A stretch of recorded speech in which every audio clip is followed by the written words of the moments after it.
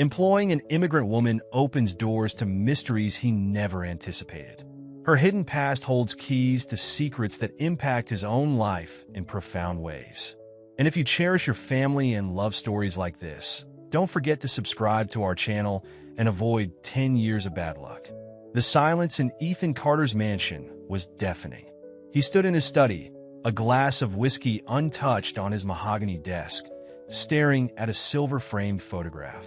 Sarah's smile beamed back at him, frozen in time at their last vacation in Maui. 2 years had passed since the accident, but the weight of her absence still pressed against his chest like a stone. The study, like the rest of the 20-room mansion in Pacific Heights, was immaculate, a testament to wealth earned through decades of tech innovation. Yet dust had begun collecting in corners that Sarah would have never tolerated. Their shared spaces had become museums of memory. Her reading glasses still perched on the kitchen counter, her gardening tools arranged precisely in the greenhouse. Ethan's fingers traced the edge of another photo, this one from their wedding day. The successful CEO of Carter Technologies, known for his composed demeanor in board meetings, felt his hand trembling. The house staff he'd employed since Sarah's passing had come and gone, none lasting more than a few months. They were efficient but sterile, treating the mansion like a hotel rather than a home. The immigration lawyer's file sat open on his desk. Amina Okafor's application stood out among dozens he'd reviewed. Her references spoke of reliability and discretion, but it was the quiet dignity in her employment interview video that caught his attention. She hadn't tried to mask her accent or downplay her background. Instead, she'd spoken directly about her experience managing large households in Lagos and her reasons for seeking opportunities in America. When Amina arrived at the mansion's gates, she carried only 2 suitcases. Her purple head wrap stood in stark contrast to the fog-shrouded San Francisco morning. The security guard called up to the house, and Ethan watched from his study window as she walked the curved driveway, her posture straight despite the weight of her bags. "Welcome to the house, Ms. Okafor," Ethan said formally as she entered the foyer. The space dwarfed her small frame, but her eyes took in the surroundings with calm assessment rather than awe. "Please call me Amina," she replied, her voice carrying the melodic lilt of her homeland. "And thank you for this opportunity, Mr. Carter." "Ethan," he corrected automatically, surprising himself. He showed her to her quarters, a private suite larger than most apartments, complete with a sitting room and kitchen. She accepted the space with grace, but without excessive gratitude, which he found refreshing. That evening, instead of his usual solitary meal, unfamiliar aromas drew Ethan to the main kitchen. Amina stood at the industrial stove, her movements precise as she added spices to a simmering pot. She'd changed into a simple black dress, but her head wrap remained, now matched with an apron. "I hope you don't mind," she said, noticing him in the doorway. "I thought we might share a proper meal. In my culture, food is how we welcome new beginnings." The dish she served was jollof rice with slow-cooked chicken. Ethan took his first bite expecting something merely different. Instead, he encountered layers of flavor that seemed to tell a story. Warm spices, slow-built heat, and a depth that spoke of recipes passed down through generations. "This is..." He paused, searching for words. "Just a simple family recipe," Amina said, but her eyes sparkled with quiet pride. "Though perhaps not what you're used to." "No," Ethan agreed, taking another bite. "It's better." As they ate, the massive dining room felt less empty than it had in months. Neither spoke much, but the silence was comfortable rather than oppressive. Through the window, fog rolled across the bay, shrouding the Golden Gate Bridge in mystery. Inside, something shifted in the atmosphere of the house, subtle but undeniable, like the first hint of spring after a long winter. Ethan noticed Amina studying a photograph of Sarah that hung in the dining room. Rather than quickly looking away when caught, she met his eyes with simple acknowledgement. In that moment, he realized she understood something essential about loss and new beginnings, though he couldn't have explained exactly what. The evening ended with Amina insisting on cleaning up herself, shooing him from the kitchen with gentle firmness. As Ethan climbed the stairs to his bedroom, he realized he'd eaten every bite on his plate. The first time he'd finished a meal since Sarah's death. The morning sun streamed through the kitchen windows as Amina prepared breakfast, chatting casually with the Spanish-speaking gardener in his native tongue. Ethan, entering for his morning coffee, stopped short at the doorway. The gardener, Miguel, who had barely spoken 2 words in the 3 years he'd worked at the mansion, was animatedly discussing his grandmother's remedy for treating roses. "I didn't realize you spoke Spanish," Ethan said after Miguel left. Amina smiled while placing a plate of fresh fruit in front of him. "I speak 7 languages, actually: Arabic, Yoruba, English, Spanish, French, Portuguese, and enough Mandarin to get by in a market." 7. Ethan's tech industry mind immediately calculated the practical applications. "How did you learn them all?" "In my village, we had no choice but to communicate with different traders and travelers. My father ran a marketplace where people from all over West Africa would gather. I learned by listening, by necessity." She paused, measuring coffee grounds. "Languages are like music. Once you understand the rhythm, the rest follows." Over the next few weeks, Ethan observed Amina switching effortlessly between languages, discussing deliveries in Mandarin with the Chinese grocer, helping a lost French tourist with directions outside the gates, even teaching Miguel's children English when they visited their father at work. One evening, as they shared another of her meals, Amina told him about her childhood. "Our village was small, but it was a crossroads. Traders would travel for days to reach our market. My father believed that understanding someone's language meant understanding their heart." The story struck something in Ethan. "Sarah was like that," he said quietly, surprising himself by mentioning her name.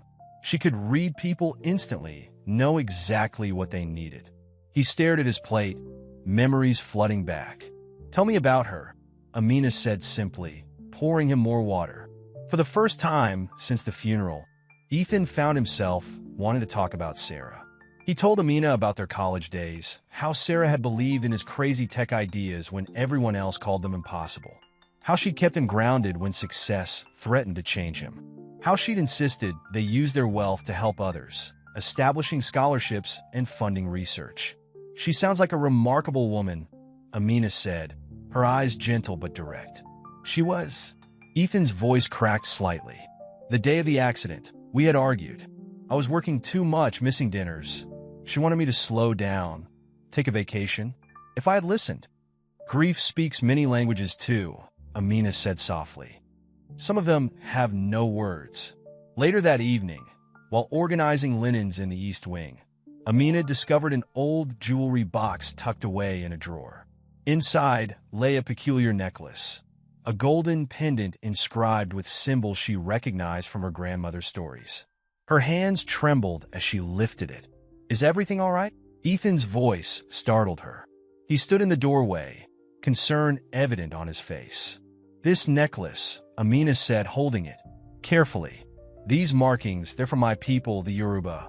They tell a story of protection, of guardians who watch over travelers and lost souls." She traced the symbols with her finger. "My grandmother wore one just like it.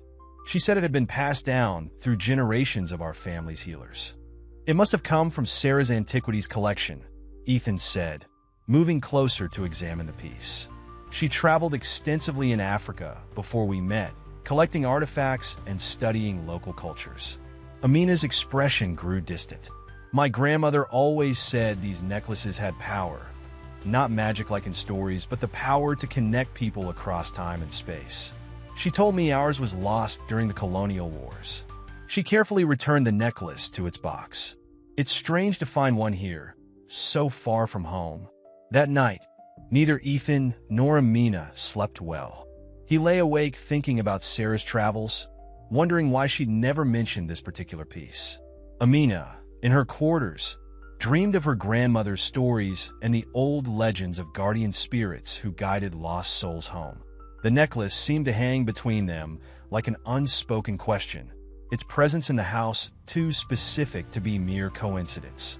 But neither was ready to voice the thoughts taking shape in their minds. Thoughts about connections that stretched across continents and generations, weaving patterns too complex to grasp. The necklace became Amina's obsession during her few private hours.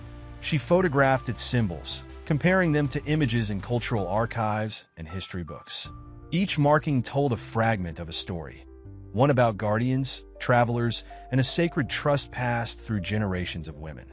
One afternoon, while cleaning the library, she discovered something that made her breath catch. Hidden behind Sarah's collection of anthropology books was a leather-bound journal, its pages filled with detailed sketches of African artifacts. Sarah's neat handwriting documented each piece's origin and significance. Tucked between the pages was a weathered map, its edges crumbling, marked with locations across West Africa. Amina's hands shook as she recognized one of the locations, her grandmother's village. Next to it, Sarah had written, "Possible location of the Guardian's necklace. Connection to Carter family?" "Mr. Carter," Amina called out, finding Ethan in his home office. "I think you should see this." Ethan looked up from his laptop, noting the urgency in her voice. She placed a journal and map on his desk. As he examined them, his expression shifted from curiosity to confusion. "I never knew Sarah kept such detailed records," he said, turning the pages carefully. She mentioned her research trips, but he stopped at a particular entry, his face paling slightly. The page showed a sketch of the exact necklace Amina had found, along with notes about its origins. Sarah had traced its lineage through multiple generations of a family in West Africa. Amina's family name appeared repeatedly in the margins. "There's more," Amina said, pointing to a reference number in the corner. "It corresponds to documents in the San Francisco Historical Society. I checked their online database." The next morning, they visited the Historical Society together. The archivist led them to a climate-controlled room filled with documents dating back to the city's founding. As they searched through records, a pattern began to emerge. "Look at this," Ethan said, spreading out a yellowed shipping manifest from 1849. Carter worked as a ship's doctor on trading voyages to West Africa. He scanned the document. "Dr. James Carter. He would have been my great-great-grandfather." Amina was examining a different set of papers. "These are medical records from his voyages. He spent time in my grandmother's village, treating people during a fever outbreak." She paused, reading further. "He worked closely with the Ville. Age healer, Adana Okafor." "Okafor? Your family name?" "My great-great-grandmother," Amina whispered. "The stories say she gave something precious to a foreign doctor who saved our village. Something that had been in our family for generations." They looked at each other, the weight of history pressing down on them. The necklace in the mansion wasn't just an artifact. It was a bridge between their families, connecting them across centuries. But as they dug deeper, inconsistencies appeared. Some records suggested Dr. Carter had returned to Africa years later, while others placed him in San Francisco during the same period. Letters between him and Adana hinted at a shared secret, but key pages were missing or damaged. "This doesn't make sense," Ethan muttered, comparing dates. "According to this letter, he was planning to return something to your great-great-grandmother. But here," he pointed to a ship's log, "it shows his final voyage was to a completely different part of Africa." Amina studied a faded photograph showing a group of villagers with a Western man in Victorian dress. In the background, barely visible, was a building that looked eerily similar to the one marked on Sarah's map. "Your wife," Amina said slowly. "How did she know to look for the necklace? What made her research my village specifically?" Ethan shook his head. Sarah never discussed her research in detail. She said she was following a historical mystery, but he trailed off, remembering something. Before the accident, she was excited about a discovery. Said it would change everything we thought we knew about our family's history. The archivist approached with another box of documents. "I found something interesting," she said. "It seems Dr. Carter wasn't just treating physical ailments. There are references to him studying local spiritual practices, particularly something called the Guardian's Path." As they left the Historical Society that evening, both felt the weight of unanswered questions. The connection between their families was clear, but its true nature remained obscured by time and missing information. The necklace wasn't just a family heirloom. It was a key to a mystery that had spanned generations. Back at the mansion, Amina held the necklace up to the light. The symbol seemed to shift in the fading sun, like they were trying to tell her something. She remembered her grandmother's words. Some truths can only be understood when the time is right. Ethan watched her from across the room, his mind racing. Sarah's research, his family's history, Amina's presence in his house. None of it felt like coincidence anymore. But he couldn't shake the feeling that they were still missing something crucial, something that would make all the pieces fit together. Ethan found himself standing in Sarah's greenhouse for the first time in 2 years. Morning light filtered through the glass panels, illuminating the space she had loved so much. Many of the plants had died, despite the automated watering system he'd installed. Those that survived seemed to reach desperately toward the light, untended and wild. "They need more than just water," Amina said softly from behind him. "Plants, like people, need care and attention to thrive." He turned to find her holding garden shears and wearing work gloves. Without discussion, they began clearing dead leaves and pruning overgrown branches. As they worked, Ethan found himself talking about Sarah, not about her death this time, but about her life. "She would spend hours in here," he said, carefully removing dried stems from a struggling orchid. "I never understood it. I was always focused on the next project, the next innovation." She would tell me, "Ethan, some things can't be rushed." Amina nodded, expertly trimming a vine. "In my village, we have a saying, grief is like a garden. You cannot force the seasons, but you must tend it daily. I've been avoiding it Ethan admitted.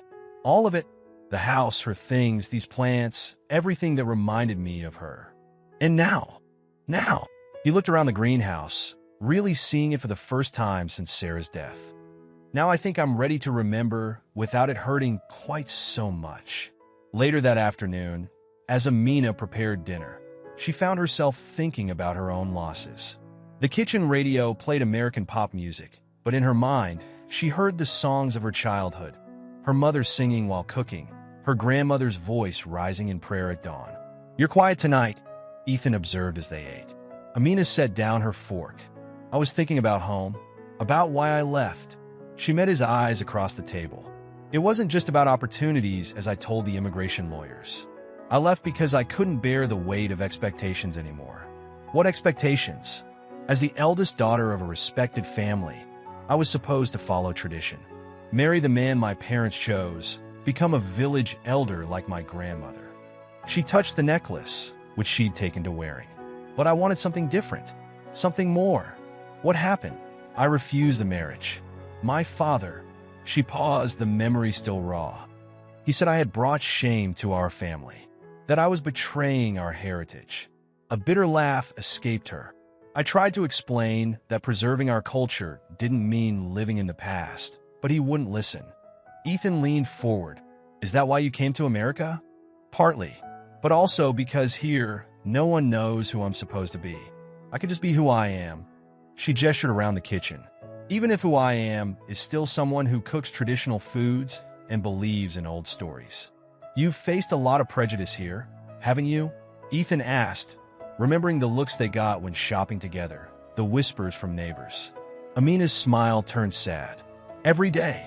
Some people see my skin, my clothes, and make assumptions. Others try so hard to prove they're not prejudiced that they end up treating me like an exotic curiosity instead of a person." She straightened her shoulders. "But I refuse to let their ignorance define me." "You're the strongest person I know," Ethan said quietly. "No," she replied. "I'm just someone who learned that running away isn't the same as moving forward." She touched the necklace again. "Sometimes the path forward requires us to understand where we came from." That evening, Amina wrote in her journal about her growing desire to return home, if only briefly. The mysteries they'd uncovered about their family's shared history had awakened something in her, a need to reconcile her past with her present. Meanwhile, Ethan sat in his study, looking at old photos of Sarah. For the first time, he noticed details in the background of her research photos, glimpses of the same symbols that appeared on the necklace, hints of connections he'd never understood before. He thought about Amina's words regarding tradition and progress, about running away versus moving forward. Sarah had been trying to tell him something similar before she died, something about the importance of understanding the past to build a better future. The necklace seemed to grow warmer against Amina's skin as she wrote, as if responding to her thoughts of home. In his study, Ethan felt a sudden urge to book a flight to West Africa, to follow the trail Sarah had left behind. Neither of them spoke these thoughts aloud yet, but both felt the pull of something larger than themselves, drawing them toward a truth that would change everything. Ethan sat in his home office, reviewing the employment contract his lawyers had drafted. The document would officially make Amina the estate manager, complete with a substantial salary increase and full benefits. He wanted to give her stability, legitimacy in the eyes of those who viewed her as just another immigrant worker. But something about formalizing their arrangement made him uneasy. A knock at his door interrupted his thoughts. Mr. Carter, his security chief, said, "There's been another incident at the gate." The security footage showed a group of teenagers throwing eggs at Amina's car, which she'd parked outside the property. One boy spray-painted "Go Back Home" on the driver's side door. The guard had scared them off, but the damage was done. Ethan found Amina in the driveway, calmly washing her car. She'd changed into old clothes, her movements methodical as she scrubbed away the graffiti. "I'm calling the police," he said, phone already in hand. "Don't." Amina's voice was firm. "It will only make things worse. This is the third incident this month. We can't just ignore it. I've dealt with worse." She wrung out the sponge she was using. "In my first month here, Mrs. Henderson from next door called IC on me. She was convinced I was running some sort of scam." Ethan's jaw tightened. "Why didn't you tell me?" "Because I handled it. I went to her house with fresh-baked cookies and my perfectly legal paperwork. Now she brings me her grandchildren's laundry to wash." Amina smiled slightly. Sometimes the best way to fight hatred is to refuse to let it make you bitter. Later that afternoon, Ethan placed the employment contract on the kitchen counter while Amina prepared lunch. "I want to make your position here official," he said. "Full benefits, retirement plan, everything." Amina read the document carefully, her expression unreadable. Finally, she set it down. "This is very generous," she said, "but I can't accept it." "Why not?" "Because it feels like you're trying to protect me, to give me a shield against people like those teenagers or Mrs. Henderson." She met his eyes. "I don't need protection, Ethan. I need." She stopped, leaving the sentence hanging. What did she need? The necklace felt heavy against her chest, a constant reminder of unfinished business, of questions still unanswered. That evening, they attended a charity gala at the San Francisco Museum of Modern Art. Ethan had asked Amina to accompany him as his guest, not his employee. She wore a stunning fusion of Western and African styles, a deep blue gown with traditional Yoruba embroidery. The whispers started as soon as they entered. Ethan caught fragments of conversations. His housekeeper? How inappropriate. What would Sarah think? Patricia Wellington, a board member who had known Sarah, approached them with a glass of champagne and a practiced smile. "Ethan, darling," she said, air kissing his cheek. "And your help? How progressive of you to include her." Before Ethan could respond, Amina spoke. "Actually, I'm here as a guest. I'm fascinated by the museum's new exhibit on West African textiles. My grandmother was a master weaver. Her work was recently featured in a similar exhibition in Lagos." Patricia's smile froze. "Oh, how interesting." She turned to Ethan. "Dear, the board was hoping to discuss the annual funding proposal. Perhaps your guest would be more comfortable in the serving area?" "Actually," Ethan said, his voice carrying clearly in the sudden quiet, "Amina's insight would be valuable. She has extensive experience in cultural preservation projects." The tension in the room was palpable. Other guests pretended not to watch while straining to hear every word. Amina stood tall, her dignity a rebuke to their prejudice. "Mr. Carter," a security guard approached nervously. "There's been a complaint about an unauthorized guest?" Ethan's face darkened. "The only unauthorized behavior I see is blatant discrimination at what's supposed to be a celebration of cultural exchange." His voice rose slightly. "Anyone who has a problem with my guest can take it up with me directly. And with my lawyers." The room fell silent. Patricia retreated, muttering about causing a scene. Other guests suddenly found tea. "Earphones fascinating. You didn't have to do that," Amina said quietly as they left early. "Yes, he did." Ethan helped her with her coat. Sarah would have done the same. Back at the mansion, they sat in the kitchen, sharing leftover jollof rice and discussing the evening. The incident had changed something between them, strengthened their alliance against the outside world's judgment. "I know why you offered me the contract," Amina said finally. "But I can't stay, Ethan. Not like this. Because of people like Patricia? Because I need to finish something. To understand why Sarah was researching my village. Why she had my grandmother's necklace." She touched the pendant. "And because you need to finish something too." Ethan nodded slowly, understanding dawning. They weren't just employer and employee, or even just friends. They were two people bound together by a mystery that stretched across continents and generations. A mystery that demanded resolution. The contract lay forgotten on the counter, its formal language inadequate to define what had grown between them. A partnership forged in shared loss, mutual respect, and the pursuit of truth. Late one night, while examining the necklace under bright light, Amina noticed something she'd missed before. The central pendant wasn't just decorative. It had a subtle seam running along its edge. After careful manipulation, it clicked open, revealing a tiny compartment containing a folded scrap of paper. Her hands trembling, she unfolded it carefully. The paper contained a series of numbers and what appeared to be coordinates, written in faded ink. Below them was a sketch of a key and a single word in Yoruba, Alpha, ancestral home. She found Ethan in his study, still awake despite the late hour. "Look at this," she said, spreading out Sarah's map alongside the newly discovered paper. "The coordinates match this location exactly. It's an old colonial house on the outskirts of my village." Ethan studied both documents.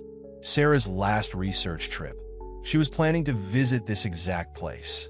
He pulled up his laptop, typing rapidly. The property records show it was originally built in 1850 by... He stopped, staring at the screen. "By Dr. James Carter. My grandmother used to tell stories about that house," Amina said. She called it the Guardian's House. Said it held secrets that could only be revealed to those who carried the right key. She touched the necklace.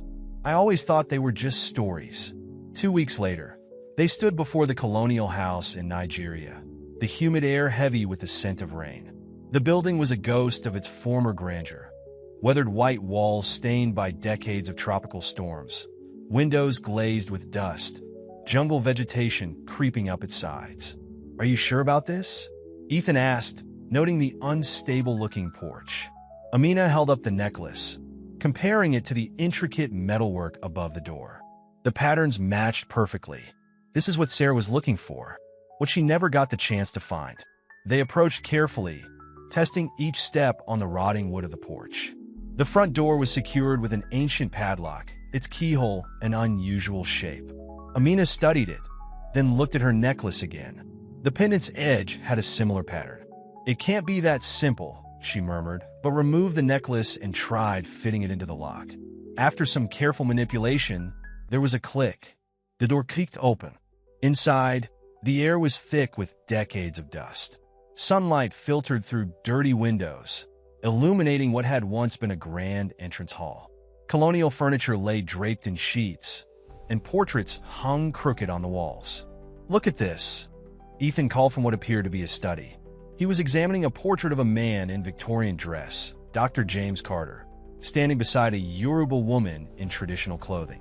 They were both holding what appeared to be medical supplies. "That's Adana," Amina whispered. "My great-great-grandmother." They moved through the house methodically, documenting everything with their phones. In what had been the library, they found shelves of medical texts mixed with books on Yoruba healing practices. Dr. Carter's journals filled an entire shelf, their pages filled with detailed notes on combining Western medicine with traditional remedies. They were working together, Ethan realized, not just as doctor and healer, but as partners. They were trying to create something new, a bridge between two forms of medicine. In the back of the house, they discovered a hidden room behind a sliding panel. Inside, medical equipment from two different worlds sat side by side. Microscopes next to ritual objects, pharmaceutical compounds beside herbal remedies. But it was the document on the central table that made them both freeze. It was a formal agreement, signed by both Dr. Carter and Adana, establishing a joint medical practice that would combine both healing traditions. The document had never been filed. The date on it was just days before a tragedy struck the village. There was a fire, Amina said, remembering her grandmother's stories. The colonial authorities found out about their partnership. They said it was inappropriate, dangerous. They threatened to revoke Dr. Carter's medical license. So he left. Ethan continued, piecing it together. Returned to San Francisco. But first he gave the necklace to Adana, Amina finished. Not just as a gift, but as a key, a promise that someday someone would return to finish what they started. As if in response to her words, thunder rolled outside. The tropical storm they'd been watching all day was finally breaking. Rain began to pour, dripping through the old roof. There's something else, Ethan said, examining the agreement more closely. Look at this clause here. It's not just about medicine. They set up a trust, a massive one. All the profits from their combined practice were to be split equally between both families. A trust that was never activated, Amina said slowly, because the partnership was never officially recognized. Lightning flashed, illuminating the room in stark detail. In that brief moment, they both saw something gleaming behind one of the bookshelves, a metal safe, its door adorned with the same symbols as the necklace. The storm grew stronger outside, but neither of them moved toward the exit.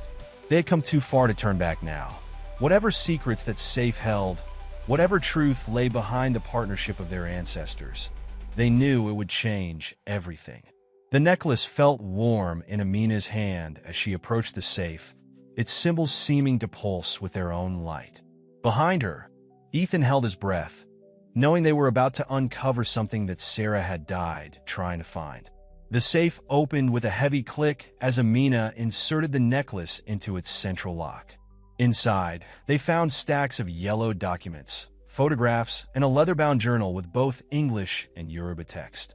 But what caught their attention first was a letter addressed to the descendants. Thunder crashed outside as Ethan read aloud. To those who find this, you carry the blood of two families bound by more than history. What began as a partnership between a Western doctor and a tribal healer became something deeper, a union of souls, of knowledge, of bloodlines. Amina's hands shook as she examined a marriage certificate dated 1851. Dr. James Carter and Adana Okafor, she whispered. They were married in secret. But that's impossible, Ethan said. Historical records show Dr. Carter married Elizabeth Blackwood in San Francisco. Look at the dates, Amina pointed out. The San Francisco marriage was 3 years after Adana's reported death in the fire. She pulled out more documents. These are letters between them. They planned to announce their marriage publicly, to challenge the colonial laws that forbade such unions. But when the authorities threatened violence against the village, they staged her death. Ethan finished, understanding dawning. The fire was a cover. The journal entries revealed the full story. Adana had escaped to a neighboring village while Dr. Carter returned to San Francisco to protect their secret. His subsequent marriage to Elizabeth was one of convenience, arranged to maintain his social position while he continued supporting Adana and their work in secret. Sarah figured it out, Ethan said, finding his wife's research notes mixed with the old documents. She traced the money transfers, the coded correspondence. She was going to reveal everything, to right a historical wrong. A noise from the front of the house made them both freeze. Flashlight beams cut through the darkness. "Mr. Carter?" A familiar voice called out. "I believe you have something that belongs to me." Gregory Wellington, Patricia's husband and the CEO of a rival tech company, stepped into the room, flanked by 2 men in dark suits. His perfectly pressed safari outfit looked absurd in the decaying house. "How did you Ethan started? Follow you? Please." Wellington smiled coldly.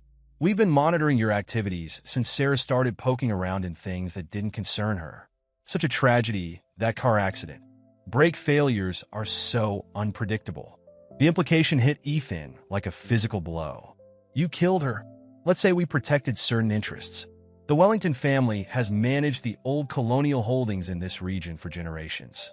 If word got out about the Carter-Okafor Union, about the legitimate claim your newfound relatives have to these lands and resources," he gestured to his men, "secure the documents. Those men aren't armed. Amina said quietly, noting details others might miss. They're not professionals, their stances are wrong. They're probably local hired help. Wellington's smile faltered slightly. Outside, voices called out in Yoruba. Amina had texted her cousins when they'd first arrived, and now dozens of villagers were approaching the house with lanterns, curious about activity in the long-abandoned building. You didn't really think this through, did you? Amina stepped forward. This isn't colonial times. You can't just walk into our village and take what you want. Wellington's men shifted uncomfortably as more voices gathered outside. He reached for the documents, but Ethan moved faster, gathering them into his bag. It's over, Gregory, Ethan said. Sarah found the truth, and now everyone else will too. You have no idea what you're doing, Wellington snarled. The implications, the legal battles, you'll destroy decades of carefully maintained order. No, Amina replied. We're restoring what was broken. Our families were meant to work together, to bridge worlds. That legacy doesn't belong in a safe anymore. Wellington backed toward the door as villagers began entering the house. This isn't finished, he threatened, but his voice lacked conviction. After he fled with his men, Amina and Ethan looked at each other in the dim light, the weight of their discovery pressing down on them. They were no longer just an employer and employee uncovering an old mystery. They were the inheritors of a legacy that had waited generations to be revealed. Sarah knew, Ethan said softly. That's why she hired you. She made sure you would find your way here. Amina touched the necklace, understanding flowing through her. And now we have to decide what to do with the truth. The documents they'd found wouldn't just rewrite history. They would challenge corporate land holdings, redistribute wealth, and reconnect severed family lines. The implications were staggering, and Wellington wouldn't be the only one trying to stop them. Rain continued to pour outside, as they carefully packed away the evidence of their shared history. Both knew that while they had found answers, their journey was far from over. The real challenge would be sharing their discovery with the world without getting themselves killed in the process. Back in San Francisco, the morning news was already reporting on irregularities in Carter Technologies' financial records. Wellington had wasted no time launching his counterattack, using his media connections to plant stories questioning Ethan's stability since his wife's death. Sources close to the troubled CO suggest a romantic involvement with his domestic staff, maybe clouding his judgment. The reporter's voice droned from the kitchen television. Amina switched it off, her hands steady as she prepared morning coffee. 3 days had passed since their return from Nigeria, and the pressure was mounting. Their phones hadn't stopped ringing. Reporters, lawyers, board members all demanding explanations. The board's calling an emergency meeting, Ethan said, entering the kitchen. Dark circles under his eyes betrayed his lack of sleep. Wellington's convinced them I'm having some sort of breakdown. They're talking about a temporary leave of absence. He's trying to discredit you before we can go public with the documents, Amina observed. It's working. The company's stock dropped 15% this morning. He ran a hand through his disheveled hair. But that's not the worst part. Someone broke into Sarah's old office at the university last night. Her research files are gone. Before Amina could respond, the doorbell rang. On the security monitor, they saw Patricia Wellington standing at the gate, flanked by 2 men in suits. Mrs. Carter's sister is here to see you, the security guard announced through the intercom. Ethan's head snapped up. Sarah was an only child. They let Patricia in anyway, wanted to hear her play. She swept into the study like she owned it, designer heels clicking on hardwood floors. Really, Ethan, she said, eyeing Amina's presence with distaste. This has gone far enough. Sarah would be heartbroken to see you like this. What do you want, Patricia? She pulled out a thick envelope. To help you, of course. These papers transfer control of Carter Technologies to a management trust until you've recovered. Sign them, and all this unpleasantness about ancient history goes away. The company survives. Your reputation remains intact, and your friend receives a very generous settlement to return home. You mean to disappear? Amina said quietly. Patricia's smile didn't reach her eyes. Your choice, but consider carefully. Accidents don't just happen to wives who ask too many questions. Sometimes they happen to entire families. The threat hung in the air like poison. Ethan stepped forward, fury evident in every line of his body. But Amina touched his arm. "She's right," Amina said, her voice steady. "This is too dangerous. I should go." "Amina, no, look what happened to Sarah. Look what they're already doing to you." She gestured at the morning's headlines. "Your company, your reputation, everything you've built. None of that matters without." Ethan stopped himself, the unspoken words hanging between them. Patricia's smile widened. "Well, isn't this touching? The grieving widower and the domestic help. Sarah would be so proud." "Get out." Ethan's voice was ice. "The papers, get out. And tell your husband that Sarah's research files won't help him. We have copies. And soon, everyone will know what your family's empire is built on." After Patricia left, the silence in the study was deafening. Amina moved to the window, watching the woman's car disappear down the driveway. "I meant what I said," she spoke finally. "I should go. As long as I'm here, you're vulnerable. They'll use me to destroy you. They already destroyed me once," Ethan said, "when they killed Sarah. I won't let them do it again. This isn't just about us anymore. Think of the villagers, my family back home. Wellington's people won't hesitate to hurt them. So we protect them. We use my resources, your connections. We fight back." Amina touched the necklace, its weight familiar now. Sometimes fighting isn't the answer. Sometimes the best way to protect what matters is to step away. That evening, Ethan found Amina's quarters empty. On her bed lay the necklace and a note. "Some battles must be fought alone. Thank you for helping me find my past. Now I must protect our future." He sat heavily on the edge of the bed, the necklace cold in his palm.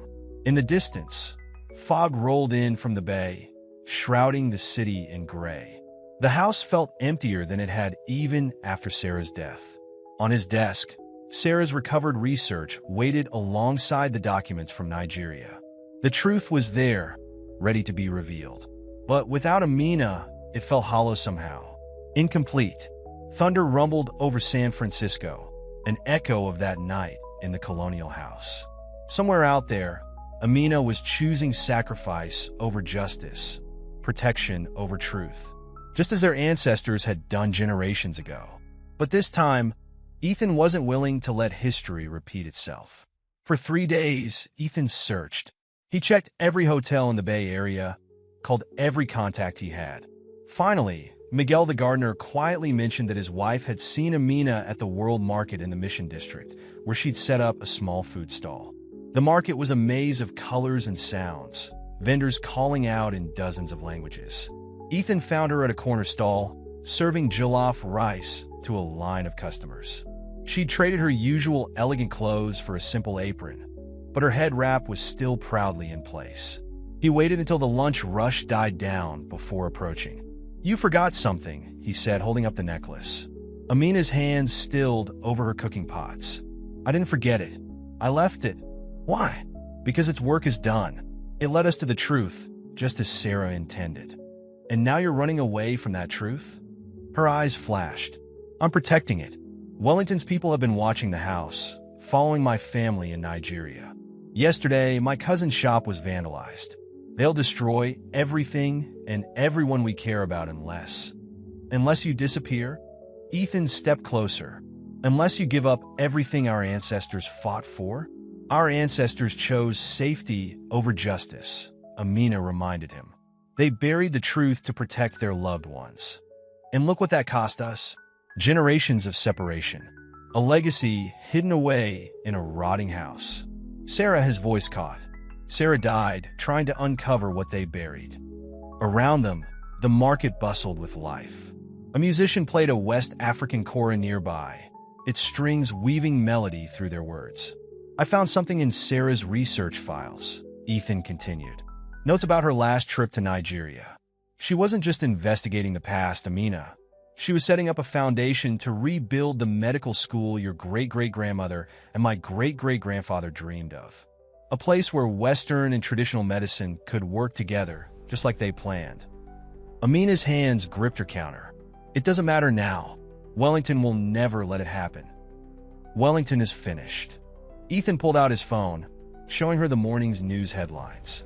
"The SEC is investigating his company for fraud. Turns out Sarah wasn't the only one asking questions about his family's land holdings in Africa. The FBI's been building a case for years. That won't stop him. Men like that always find a way to win, only if we let them. Ethan laid the necklace on her counter. You told me once that running away isn't the same as moving forward. Remember? A tear slid down Amina's cheek. I'm scared, she whispered. Not for myself, but for everyone I love. I've spent my whole life trying to bridge worlds to prove I could belong in both places. But what if that's not possible? What if some gaps are too wide to cross? Then we build new bridges. Ethan reached across the counter, taking her hand. Together, the kora player had drawn closer, his song growing more intense. Other vendors watched quietly, sensing the weight of the moment. I can't go back to being your employee, Amina said finally. I know, and I won't hide who I am or where I come from. I would never ask you to. She picked up the necklace, its symbols catching the afternoon light. Sarah knew, didn't she? About everything. That's why she chose me. She always saw things the rest of us missed. Ethan smiled sadly, including how blind I was. To what? To the fact that sometimes the thing you're looking for finds you first. Around them, the market had grown quiet, as if holding its breath. The kora's notes hung in the air like questions waiting to be answered. Amina touched the necklace to her throat, muscle memory guiding it into place. I'll need time, she said, to think, to be sure. Take all the time you need. Ethan stepped back. I'll be at home. Our home, if you want it to be. He turned to leave, but her voice stopped him. Ethan? Yes. Thank you for seeing me. Not just what I could do or where I came from, but me. He nodded, understanding all she wasn't saying. As he walked away, the kora's music followed him, its ancient rhythms telling a story of love and loss, of bridges burned and rebuilt, of hearts finding their way home. Back at her stall, Amina served her last customer of the day, the necklace warm against her skin. The choice ahead was still daunting, but for the first time since leaving the mansion, she felt the weight of fear lifting. Sometimes she realized the bravest thing isn't running away to protect others. It's staying to fight alongside them. 1 month later, the grand ballroom of Carter Technologies headquarters buzzed with anticipation. Journalists, corporate leaders, and community members filled the space, drawn by the promise of a major announcement. On stage, a large screen displayed photos from the colonial house in Nigeria alongside historical documents. Ethan stood at the podium, Amina beside him. They had spent weeks preparing for this moment, gathering evidence, building alliances, ensuring their revelation would be too big to suppress. My wife, Sarah Carter, died trying to uncover a truth, Ethan began, his voice steady. Today, we honor her memory by completing her work. He gestured to the screen behind him. In 1851, Dr. James Carter and Adana Okafor created more than a medical partnership. They created a vision of what could be possible when different worlds come together in pursuit of healing. The screen displayed the marriage certificate, drawing gasps from the audience. In the front row, Patricia Wellington sat stone-faced while her husband was notably absent, having fled the country ahead of federal indictments. The Carter Okafor Medical Foundation, Ethan continued, will establish centers of healing excellence across 3 continents, combining Western medical science with traditional African healing practices. But more than that, we're correcting a historical injustice. Amina stepped forward, wearing the necklace that had started their journey. The original trust established by our ancestors will finally be honored, she announced. The Wellington family's illegally held land holdings in West Africa will be returned to their rightful owners, the descendants of Adana Okafor. Cameras flashed as Ethan and Amina unveiled architectural plans for the first medical center to be built on the site of the colonial house. But this announcement isn't just about the past, Amina continued. It's about the future we choose to build. She turned to Ethan, their rehearsed speech forgotten as a Modi. On overtook her. When I first came to this country, I thought I had to choose between who I was and who I could become. Then I met a man who showed me that the greatest strength lies in embracing all parts of ourselves, even the parts that scare us. Ethan's eyes softened as she spoke. In the weeks since their confrontation at the market, their relationship had evolved into something neither of them had expected. A partnership that transcended cultural barriers and social expectations. Sarah once told me, Ethan added, his voice thick with emotion, that love isn't about finding someone who fits into your life. It's about finding someone who makes you want to build a better one. He looked at Amina. She led me to that truth, even after she was gone. From her seat in the audience, Mrs. Henderson, the neighbor who had once called immigration on Amina, wiped tears from her eyes.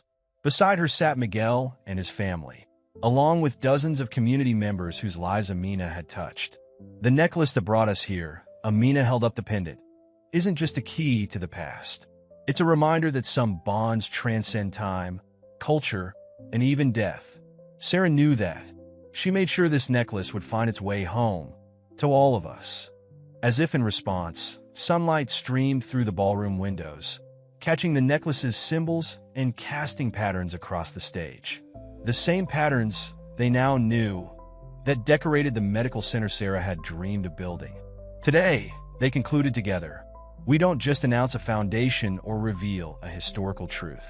We declare that love, whether between husband and wife, friend and friend, or culture and culture, is the greatest bridge we can build. The audience rose in a standing ovation, but Ethan and Amina barely noticed. Their eyes were on the screen behind them, where a final photo appeared. Sarah in Nigeria, standing before the colonial house, holding the necklace and smiling, as if she knew exactly where it would lead. Later that evening, they stood in the mansion's greenhouse, now restored to its former glory. Plants from both continents grew together, their roots intertwined beneath the soil. What happens now? Amina asked, touching a bloom that had come from her village. Ethan took her hand, feeling the warmth of the necklace between them. Now we build something new, something that honors all those who came before us. Sarah, Dr. Carter, Adana, while creating our own path. Together, she asked, though she already knew the answer. Together, he confirmed, pulling her close. After all, we have a legacy to fulfill. Above them, stars shone through the greenhouse glass, while in the distance, fog rolled away from San Francisco Bay, revealing a clear horizon. The necklace gleamed in the starlight, its work not ended but transformed. No longer a key to buried secrets, but a symbol of bridges yet to be built, stories yet to be told, and love that transcends all boundaries.